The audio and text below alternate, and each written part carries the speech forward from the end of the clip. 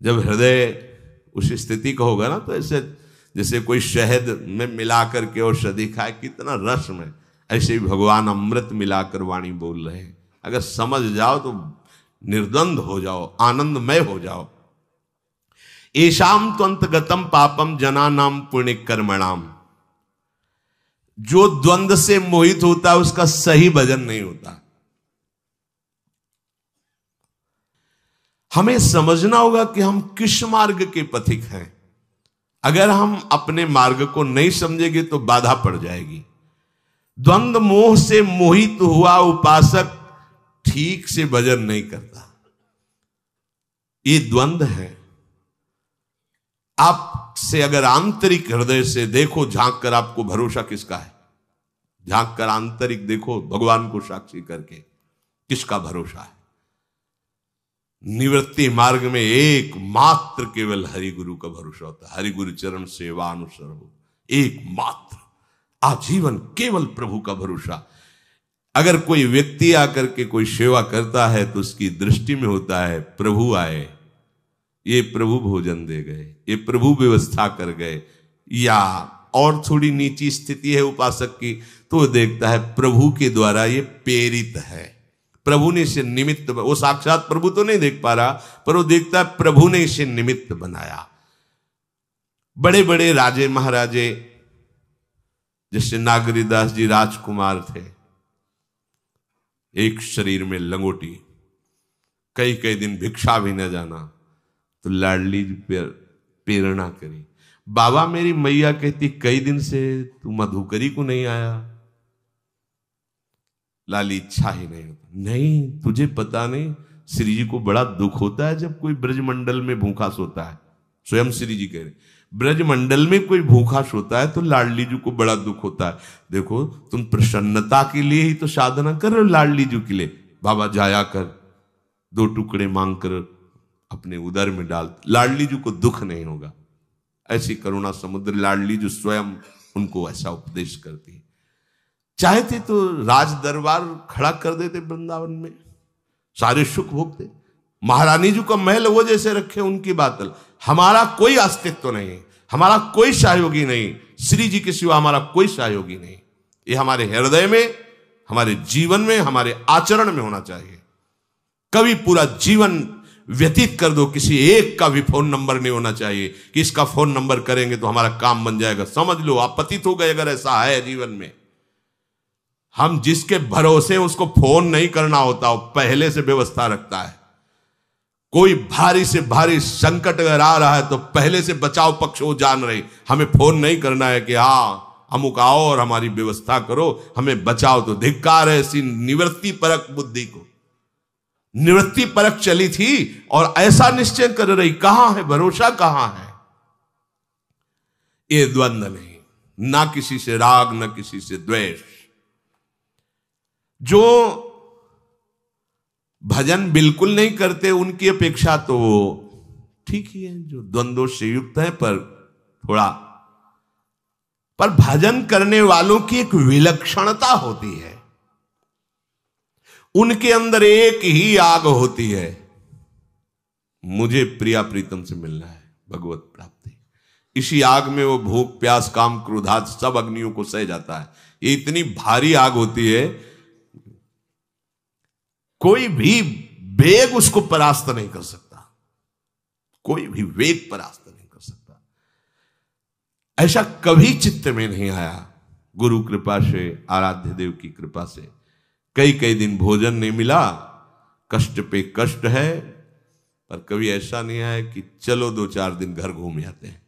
कभी जीवन, जिस दिन से जन्मभूमि का त्याग हुआ उस दिन से कभी जन्मभूमि में बैठ के कवल भोजन नहीं हुआ। कभी दोबारा उधर, जिस दिन से वो क्षेत्र छोड़ा गुरु कृपा से, कभी दोबारा दर्शन नहीं हुआ। ये कृपा से हुआ है, हमारे बल की बात नहीं है, कृपा से हुआ है। और यौवन अवस्था ऐसे कटी है कि जिन भोगों के लिए चित्त लालायित होता है उस अवस्था में केवल एक ही आग लगी थी, कैसे ब्रह्म साक्षात्कार हो। गुंजाइश ही नहीं थी किसी विषय, भोजन नसीब नहीं था तो चिंतन छोड़कर भोगों का चिंतन। भोगों का चिंतन जब होता है जब यहाँ खट्टी डकार आती है अच्छे अच्छे पदार्थों की, तब भोगों का। यहां तो आग लगी है, कवल भी नहीं मिल रहा, उससे ज्यादा आग लगी, कैसे अनुभूति हो? मैं इस शरीर को जन्म जन्मांतरों से स्वीकार की हुई डोल रहा हूं, मेरा स्वरूप क्या है, कैसे इसकी अनुभूति? काशी के घाटों में यही पागलपन चढ़ा था, कैसे मुझे ब्रह्मानुभूति हो, क्या मेरा स्वरूप है, कैसे साक्षात्कार हो? जिसके अंदर ये आग जल जाती फिर वहां गुंजाइश नहीं।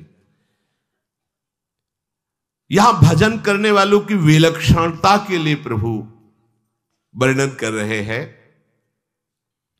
जिनका उद्देश्य केवल भगवत प्राप्ति है, किंचन मात्र किसी की तरफ आकर्षण की वृत्ति नहीं है। भजन करने का स्वरूप यह है। कोई भोग तभी परास्त करता है जब हमारे अंदर उसके प्रति प्रियता होती है, महत्व होता है, उसका चिंतन होता है, भोग सुख की आकांक्षा होती है। जब लगन लग गई प्रभु से मिलने की तो भोग कैसे आकर्षित कर सकता है? ब्रह्मादिक के भोग सब विषम लागत ताई, विष सम लागत ताई, नारायण ब्रज चंद की लगन लगी है जाए। मनुष्य शरीर ये मिला है, अब हम जो भगवत आश्रित भगवत लक्ष्य वाले हैं तो इसका निर्वाह केवल प्रभु के ऊपर, केवल केवल एक भरोसो, एक बल, एक आस विश्वास, एक राम घनश्याम हित चातक तुलसीदास। बने तो रघुवर ते बने, बिगड़े तो भरपूर, तुलसी और अंते बने ताबरी में धूर। भगवत प्रियता जागी तो पीछे रत्नावती जी के पावन चरित्र में सुना, उन्होंने कहा आज से मैं नियम लेती हूं, इस राजा का अन्न नहीं खाऊंगी, पति हैं उन, आज से इस राजअन्न का त्याग कर नहीं। ऐसे ही मार्ग में चला जाता है, केवल भगवद आश्रय। निवृत्ति मार्ग में, प्रवृत्ति मार्ग में धर्म के द्वारा कमा करके अतिथि का सेवन, साधु सेवन आदि आदि। भगवत कृपा से भगवत प्राप्ति होगी ऐसा उसका दृढ़ निश्चय हो जाता है। इससे बड़ा कोई पुण्यात्मा सृष्टि में नहीं है। जिसके हृदय में ये निश्चय हो, जितने भी पुण्य हैं, पुण्य के अनुष्ठान हैं, ये सब आधे हैं। पूरा पुण्य क्या होता है? मुझे इसी जन्म में भगवत प्राप्ति करनी, इस बात से बढ़कर कोई पुण्य ही नहीं है, कोई तीर्थ नहीं महान। इससे बढ़कर जे ही ये लक्ष्य आएगा सारे पाप नष्ट होना प्रारंभ हो जाएंगे। जितने तीर्थों का अवगाहन दान पुण्य है वो सब आधा पुण्य है। पूर्ण पुण्य क्या है? सबसे बड़ा सुकृत क्या है? भगवान का आश्रय लेकर भगवत भजन करते हुए भगवत प्राप्ति करना। इससे बड़ा कोई सुकृत नहीं है। संसार में जितने भी हैं सब आधे पाप हैं। पूरा पाप क्या है? भगवान से विमुख होकर अपने को भगवान के मार्ग में ना लाकर संसार के मार्ग में लगाना, ये पूरा पाप। भगवत विमुख पूरा और पाप आधा, दोनों मिलके 1.5। संसार में केवल 1.5 पाप है और 1.5 पुण्य है। प्रभु के सन्मुख होकर भगवत प्राप्ति का उपाय करते हुए आगे बढ़ना सबसे बड़ा पुण्य। प्रभु से विमुख होकर संसार के भोगों को भोगना सबसे बड़ा पाप। उपासक को जैसी पवित्रता इस बात से प्राप्त होती है, मुझे इसी जन्म में श्यामाजू के चरणों में पहुंचना है, जीते जी पहुंचना है। ये निश्चय, ये हृदय का निश्चय होता है। अब इस बड़ी बात के आगे कोई बात टिकेगी नहीं। अगर ये बात आ गई सब बातें फेल हो जाएंगी। ये बात की बात है। अगर ये बात आ गई तो अब कोई बात तुम्हें परास्त नहीं कर सकती। जहां राधा चरणारविंद की प्राप्ति की बात आई वहां कोई बाधा प्रवेश ही नहीं कर सकती। एक तरफ प्रभु की तरफ चलने का निश्चय और दूसरी तरफ जितनी भी क्रियाएं हैं वो सब अपने प्रभु के लिए पूरा हो गया। अब इससे बड़ा कोई पवित्र नहीं, इससे बड़ा कोई अनुष्ठान नहीं, इससे बड़ा कोई ज्ञान नहीं। समझ लो, हमारा जीवन भगवत प्राप्ति के लिए हम निश्चय करते हैं इसी जन्म में हम श्यामा श्याम के समीप पहुंचेंगे। ये एक। अब आधा जितनी क्रियाएं हैं वो सब श्यामा श्याम की प्रसन्नता के लिए करेंगे। अपूर्ण हम क्या है, क्रियाएं तो भागवतिक करते हैं पर निश्चय नहीं हो पा रहा, समर्पण, आत्मसमर्पण नहीं हो पा रहा, इसलिए आधा ही है हिसाब किताब। बार बार हम विक्षेप को प्राप्त होते रहते हैं। अच्छे से समझ लो, हमें श्री जी से मिलना है, हमें सुखी होना है, ऐसा मान लो। हमें आगे जन्म मरण के दुख में नहीं फंसना, हमें प्रभु से मिलना है, ये पहला निश्चय। अब इसको क्रियान्वित करो, जितनी मन वचन कर्म से चेष्टाएं हो सब आराध्य देव के लिए करो, बस सारा ज्ञान हो गया। यही सब शास्त्रों का सार है, चाहे जितना पढ़ लो चाहे जितना सुन लो, सबका सार यही, इतना ही सार है। हरि से विमुख हो और भोगों की संग्रह में, भोगों के भोगने में लगे हो, इससे बड़ा कोई पाप नहीं है। इसमें सब पाप समाहित हो जाएंगे। जिनका लक्ष्य केवल प्रभु है वो सब सुकृतिवान है, सुकृति ना भगवान ने कहा है। और जिनका लक्ष्य भोग संग्रह और भोग भोगना है वो दुष्कृति है, वो मूढ़ है। प्रभु के लक्ष्य में एक महान बात यह कि पुराने जितने पाप और पाप के संस्कारों सब भस्म हो जाते हैं। ये देखो बड़ी खास बात, कोई और अनुष्ठान करने की जरूरत नहीं। कृच्छ व्रत, चंद्रायण व्रत, ये सब बड़े से बड़े शास्त्रों में प्रायश्चित वर्णन है। जिसने लक्ष्य कर लिया मुझे भगवत प्राप्ति करनी है, ये अंदर का निश्चय पूर्व के पाप और पाप वासनाओं को भस्म कर देता है। ये किसी तीर्थ में ताकत नहीं, ये तीर्थ में ताकत नहीं। बहुत बहुत जब बिल्कुल सांगोपांग तीर्थ का सेवन करोगे तो पाप नष्ट होगा, पाप वासना नहीं। लेकिन हरिचरणारविंद की प्राप्ति का निश्चय पूर्व पाप और पाप की वासना को भी भस्म कर देता है।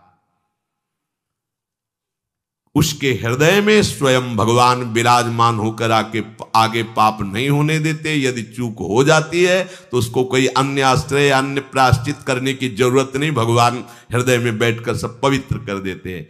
विकर्म यच्चोत्पतितम कथंचित धुनोति सर्वम हृदय सन्नविष्टा, भगवान स्वयं कह रहे, मैं उसके हृदय में बैठ करके स्वयं अब संचालन करता हूं। अगर कहीं उसका देहाभिमान जरा सा बकाया स्फुरित हुआ, कोई चूक हो गई, तो मैं हृदय में उसके बैठा हूं। इसलिए धुनोति सर्वम हृदय सन्निविष्टा, मैं धोकर सब बहा देता हूं उसकी अपवित्रता को। यह है भगवदाश्रय। सच्चे हृदय से केवल तुम्हें चलना और यंत्रवत चलना है, कठपुतली बन के चलना है। जैसे नचाए कठपुतली वाला वैसे ही नाचना है। ते द्वंद्व मोह निर्मुक्ता भजन्ते माम दृढ़ व्रताहा। जब भगवान की तरफ चलते हैं तो कई प्रकार के द्वंद्व लग जाते हैं। भगवान का तो भजन करना है, पर यह भी तो कर्तव्य है संसार के रिश्ते नातों का निर्वाह करें। परिवार के जन ऐसा भी उपदेश करने लगते हैं, वो आते हैं तो अब आप निरपेक्ष वृत्ति धारण किए, तो क्या सीखा अभी तक भजन में?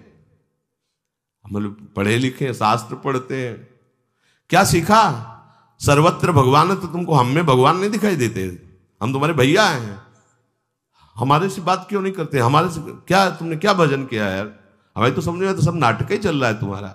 अगर भजन किया सब में भगवान, तो हम में तुमको दुश्मन नजर आता है। हमें क्यों भगवान नजर नहीं आते?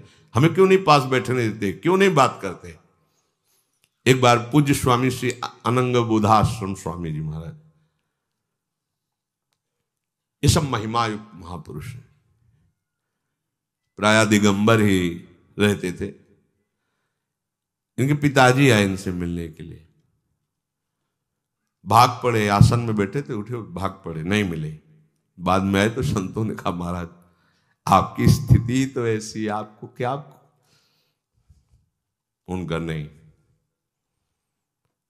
शास्त्र की आज्ञा है।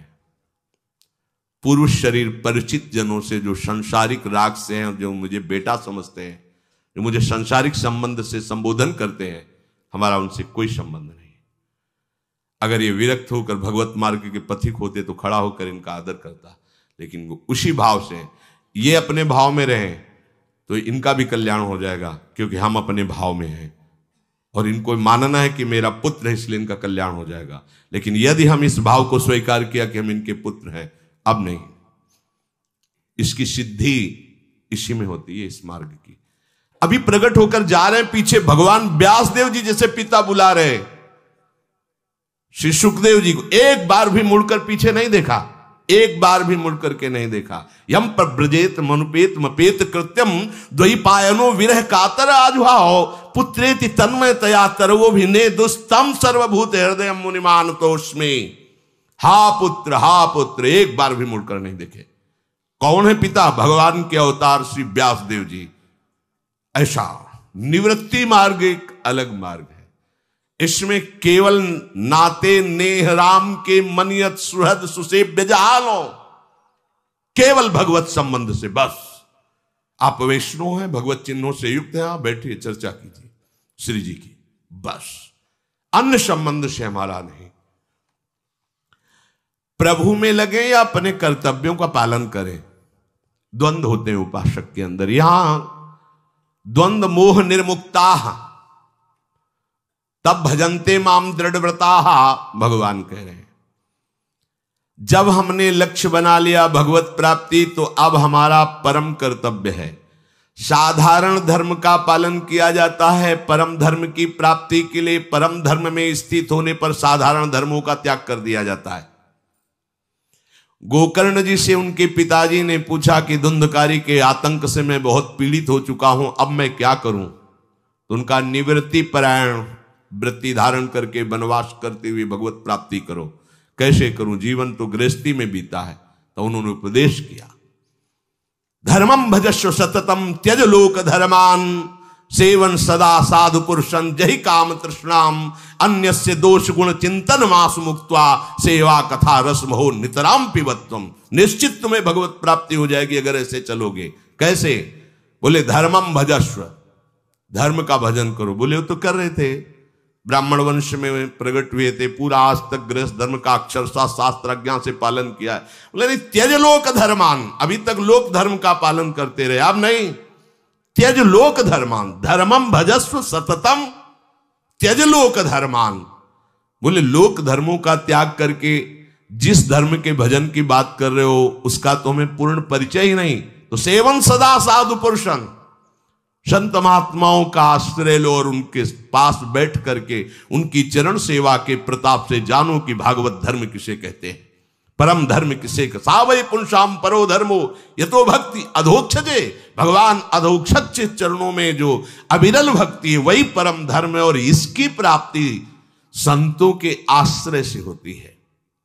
सेवन सदा साधु पुरुषन, साधु पुरुषों के समीप रहने पर भी धोखा हो जाएगा यदि सावधान नहीं रहोगे। दुर्गमो, बड़ा दुर्लभ है संत महात्माओं का सेवन करना। बोले जहि काम तृष्णाम, कामना और तृष्णा का त्याग करके साधु महात्माओं की आश्रय वृत्ति धारण करो। अगर कोई कामनाएं रखोगे, कोई अनुकूलता प्रतिकूलता की बात मन में रखोगे, कोई भोगों की तृष्णा रखोगे तो दूर हो जाओगे, लाभ नहीं ले पाओगे। हृदय में जांच के देख लेना। कामना और तृष्णा का त्याग करके यदि संत समागम करोगे तो परम धर्म का परिचय मिल जाएगा, उसमें चलने की क्षमता मिल जाएगी। और जब हम इस मार्ग में चलते हैं तो कहीं गुणाभिमान न हो जाए, इसलिए अन्यस्य दोष गुण चिंतन मास मुक्त्वा, किसी के भी ना गुण देखो ना दोष देखो, एकमात्र भगवत भाव से रहो। सब में प्रभु विराजमान है। गुण दोषों को देखोगे तो मायाकृत राग और द्वेष में फंस जाओगे, स्तुति निंदा करने लगोगे, तुम्हारा मार्ग रुक जाएगा। अन्यस्य दोष गुण चिंतन मास मुक्त्वा, समय कैसे व्यतीत हो? सेवा कथा रसम हो नितराम पिबत्वम। ठाकुर जी की सेवा, संत सेवा, जगत सेवा, भगवत भाव से निरंतर भगवान के नाम गुण रूप लीला का गायन श्रवण और चिंतन करते रहो, इसी से भगवत प्राप्ति हो जाएगी। तो जब हम प्रभु के मार्ग में चल दिए तो उपासक के लिए यह द्वंद्व नहीं होना चाहिए कि हम कर्तव्य का पालन करें कि भजन करें। भजन परम कर्तव्य है। जो भजन करते हुए कार्य करोगे वो सब सिद्ध सेवा पूजा बन जाएगी। अगर भजन छूटता है तो सो सब कर्म धर्म जर जाओ। वो कर्म नहीं, वो धर्म नहीं जो भगवत विस्मरण करा दे। जोग कुजोग ज्ञान अज्ञान हो, वो जोग जोग नहीं है, वो ज्ञान ज्ञान नहीं है जिसमें भगवत चरणारविंद का विस्मरण हो जाए। प्रभु का भजन बड़े भाग्यवानों को अवसर मिल रहा है। भाग्य उसी का, हरि कृपा हो गई। अब ये परम धर्म का त्याग नहीं करना। इसीलिए भगवान स्पष्ट बोले, सर्वधर्मान परित्यज्य माम एकम शरणम ब्रज। भगवान कह रहे, तुम्हें भय लगता हो कि पाप लगेगा तो हम त्वं सर्व पापेभ्यो मोक्षयिष्यामि मा शुचा।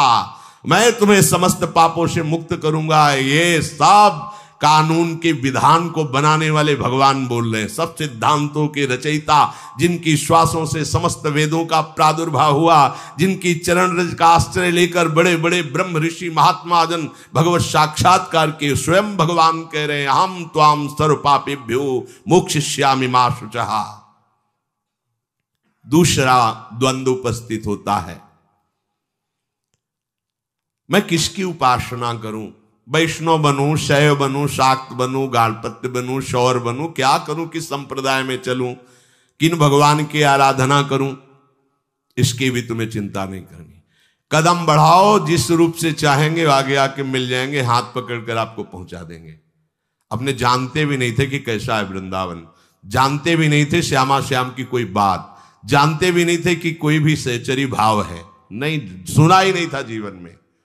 ऐसे पकड़ करके हाथ और स्वयं वो चलाते हुए वहां पहुंचा देंगे जहां तुम्हें पहुंचना है। तुम्हें कोई निर्णय नहीं करना, तुम्हें तो एक ही निर्णय करना है, जीवन भगवान को दे दिया। अब वो जिस रूप में चाहे, जैसे चाहे मेरा स्वीकार करें तो आगे का मार्ग प्रशस्त हो जाएगा।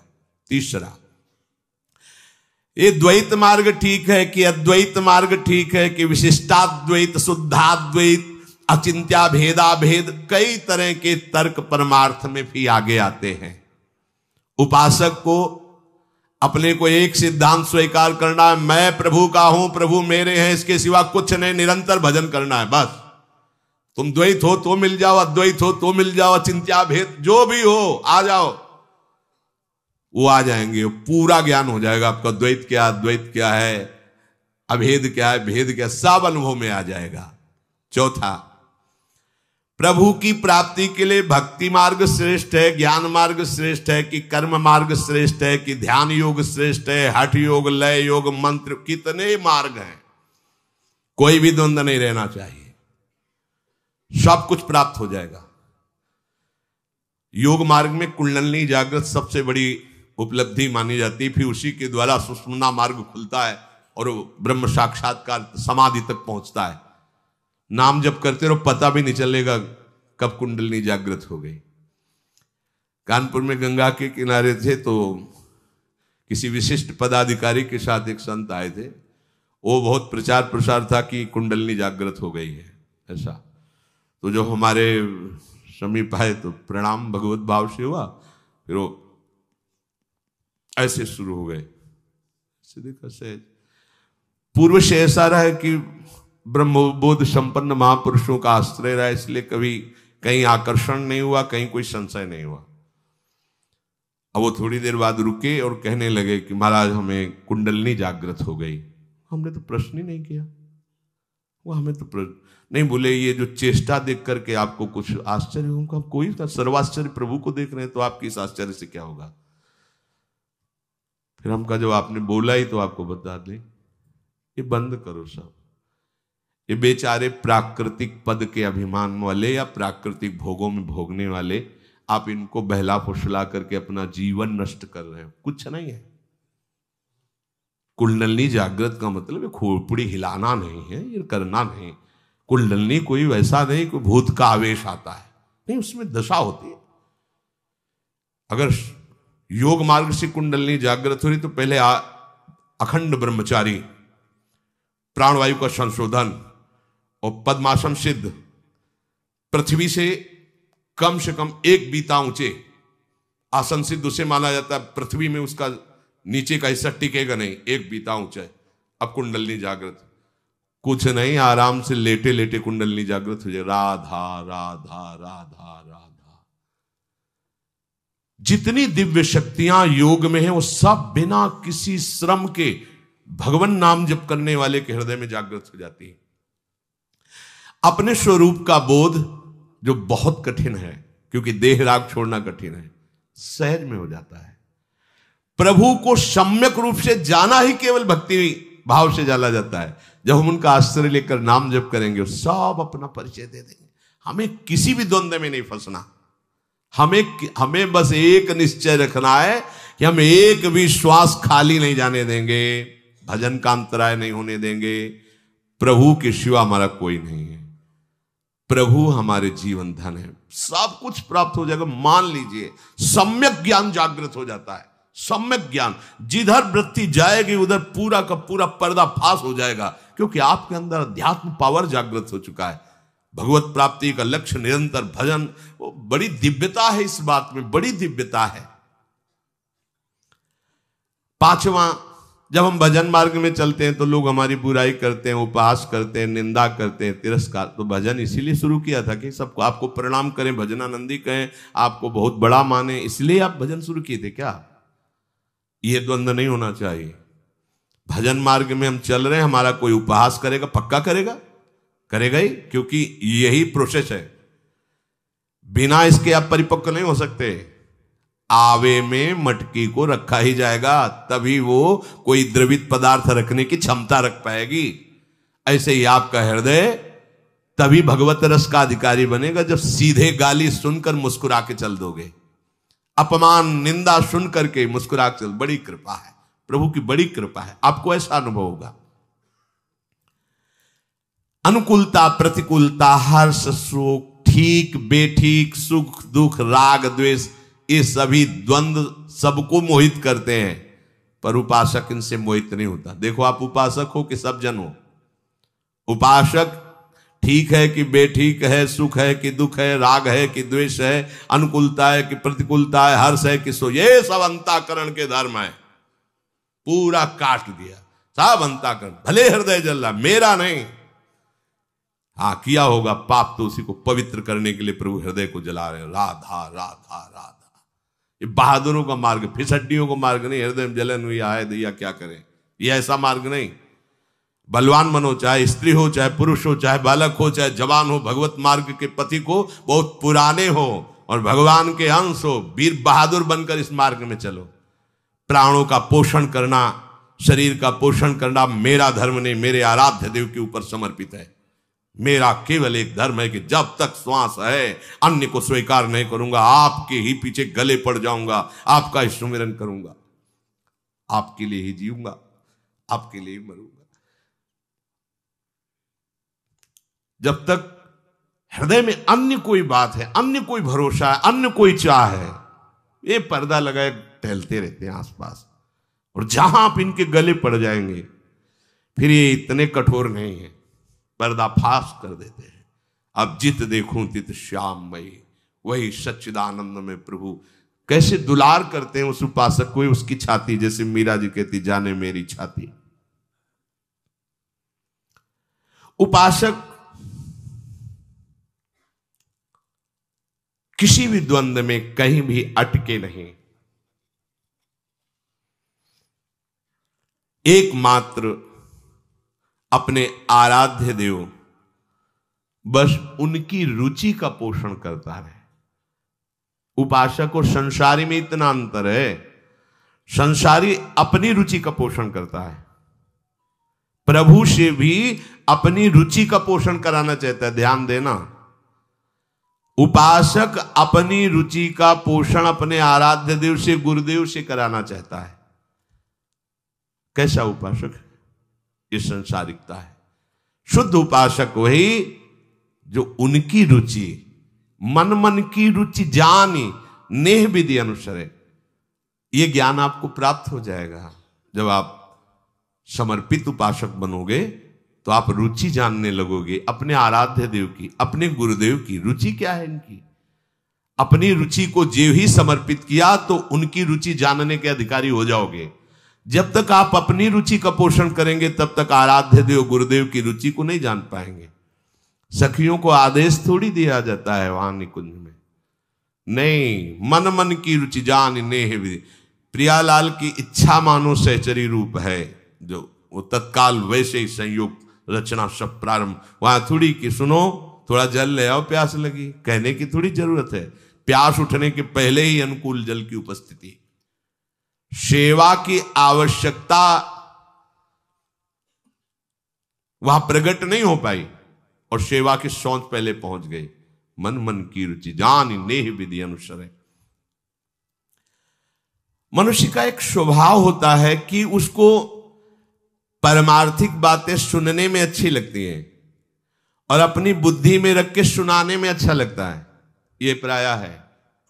हम कह रहे किसी गांव वाले से पूछ लो भगवत प्राप्ति कैसे होगी, ये संसार क्या है, वो उत्तर दे देगा भैया सब नाशवान है, भजन करने से ही भगवान की प्राप्ति होगी। सब हम प्रायः देखे। लेकिन उनसे पूछो कि फिर ये नाशवान संसार में राग क्यों कर रहे हो? जब भजन करने से आनंद की अनुभूति होती तो आप भजन क्यों नहीं कर रहे हो? ये नहीं हो पाएगा। ये स्वभाव है कि वो अपना कल्याण करना नहीं चाहता, फंसा इसी संसार में रहना चाहता है, पर वो जानता सब कुछ है। मनुष्य जन्म की सफलता इस जानकारी में नहीं है। अपना कल्याण कर लो, भगवत प्राप्ति कर लो, ये जानकारी को अपने आचरण में उतार लो। व्यवहार में आता है तो ऐसे जो जानकार जन हैं वो सोचते हैं कि भैया काम चलेगा रुपया से। केवल ये सोचने से या जानकारी से काम थोड़ी चलने वाला है। हम भी जानते हैं संसार नाशवान, पर जिएंगे कैसे भाई? रुपया चाहिए, हमें तो कामना की पूर्ति चाहिए, बेटी का ब्याह करना है, अमुक अमुक कार्य है। भजन ब्याह करवा देगा क्या? भजन जो है अमुक काम, भजन को इतना छोटा समझे हो क्या?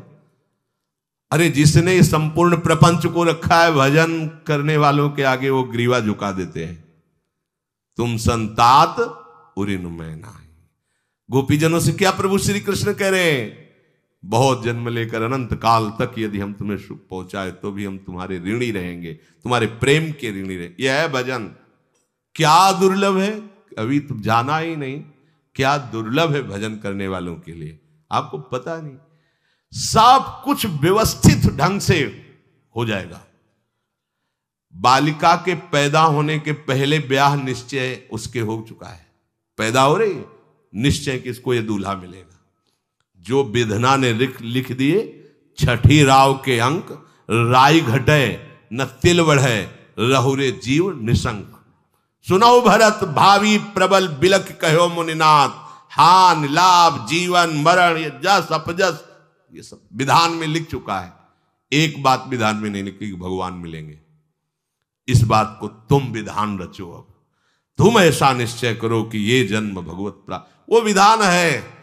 मानो जिनके घरों में जिनके द्वारा घर चल रहा था वो किसी कारणवश उनकी आयु समाप्त हुई, पधार गए तो उनके घर में ताला लग गया, सब भूखों मर गए। किसी के ब्याह नहीं हुए, किसी का उत्सव नहीं हुआ, क्या पता लगा लो किसी का नहीं रुका आज तक। क्यों? वो विधान है, वो चल रहा है। वो तो केवल हम स्वीकार कर। एक बात विधान में नहीं लिखी कि ये जीवन तुम भजन करके भगवत प्राप्ति कर लो, ये विधान में नहीं। ये कृपा से तुम्हें संयोग मिलेगा संतों का संग, और उसमें सत्संग में ये विवेक कि आप मुझे भगवत प्राप्त, ये तुम्हारा नया विधान होगा। सांसारिक काम करना पड़ेगा। संसार में तो हमें चीज वस्तुएं चाहिए, उनके बिना कैसे काम चलेगा। और संसार में जब काम करेंगे तो झूठ बोलना पड़ेगा, कुछ पाप भी करना पड़ेगा। भाई भजन वजन तो ये बाबा जियों काम, हमारा काम नहीं।